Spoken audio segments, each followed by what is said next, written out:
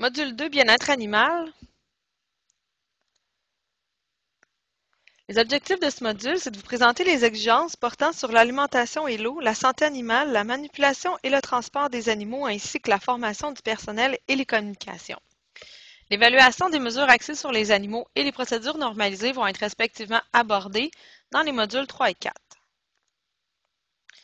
Principe général de l'alimentation, donc les exigences ont été basées sur ce principe que tous les animaux doivent avoir accès à des aliments et de l'eau de bonne qualité en quantité suffisante pour grandir et bien se développer. L'exigence numéro 10 concerne les jeunisses. Est-ce qu'elles reçoivent une ration adéquate pour maintenir leur bonne santé, leur croissance et leur vigueur? Ici, c'est de démontrer que vous nourrissez les jeunisses de façon à bien combler leurs besoins nutritionnels afin d'assurer leur développement et leur croissance. On parle vraiment des sujets d'élevage parce que les vaches vont être évaluées plus tard par le biais de l'état de chair dans une autre exigence. 11. Les animaux ont-ils tous accès à une source d'eau propre? C'est de fournir de l'eau de bonne qualité à tous les animaux de plus de 10 jours et de nettoyer également régulièrement les bols d'eau et les abreuvoirs de façon à avoir une eau de bonne qualité. Question quiz concernant l'eau. Les veaux âgés de plus de 10 jours n'ont pas accès à une source d'eau. Est-ce que c'est conforme ou non conforme?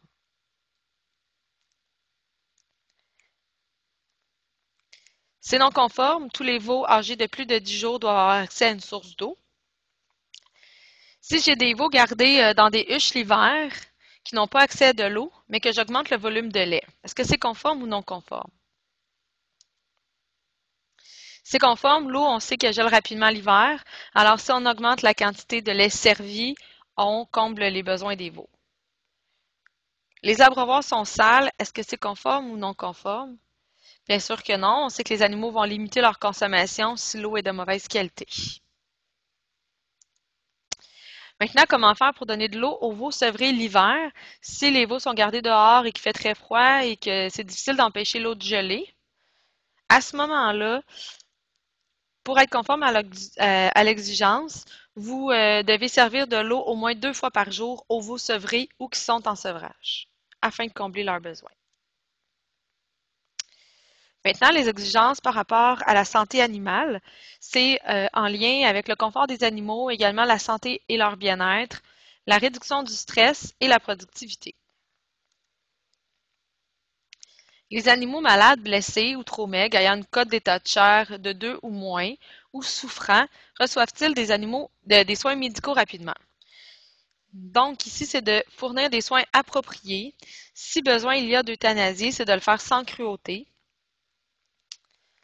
Également, de mettre les animaux à l'infirmerie qui ont besoin de soins avec une surface de repos suffisante, fournir de l'eau et de la nourriture et de travailler avec votre médecin vétérinaire au besoin.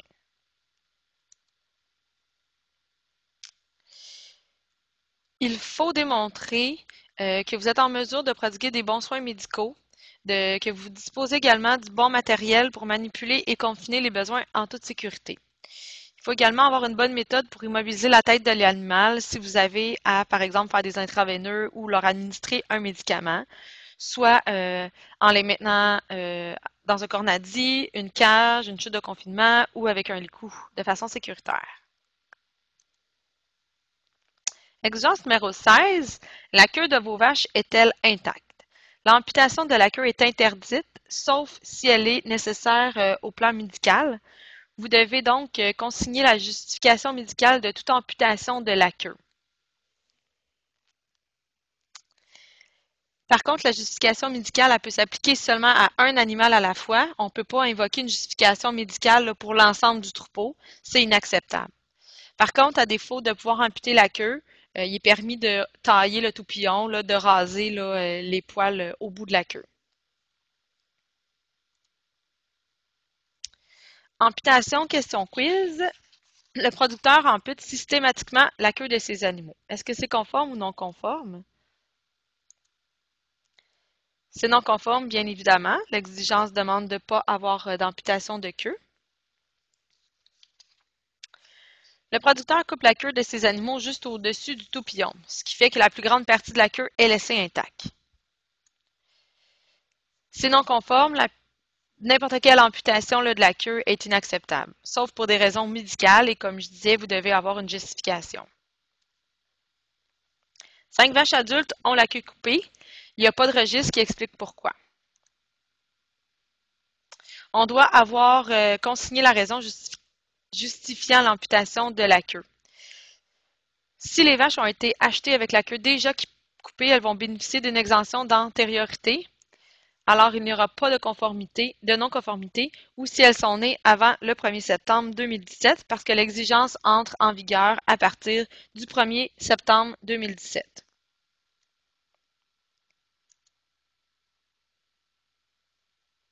Je viens de cesser d'amputer la queue de tous mes animaux, mais tout mon troupeau a la queue coupée. Qu'est-ce qui arrive? Les queues doivent cesser d'être coupées, comme je disais, à partir de l'entrée en vigueur du programme, soit en septembre 2017. Les animaux dont la queue est déjà amputée vont bénéficier d'une exemption d'antériorité, mais les jeunes génisses doivent avoir toute la queue entière à partir de ce moment-là.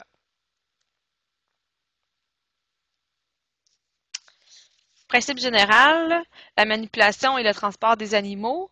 Donc, c'est de le faire de façon à réduire le stress, autant pour les animaux que pour le personnel. Améliorer également le bien-être et la productivité des animaux. Éviter, bien sûr, les accidents et les blessures.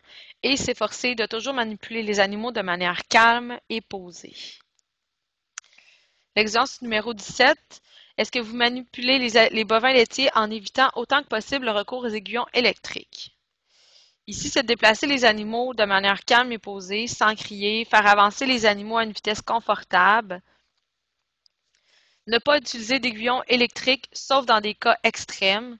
Par exemple, si la sécurité d'un animal ou d'une personne est menacée. On demande de jamais utiliser un aiguillon électrique sur des veaux qu'on est capable de déplacer à la main. Également, ne jamais utiliser un aiguillon électrique sur la face, l'anus ou les organes génitaux des animaux.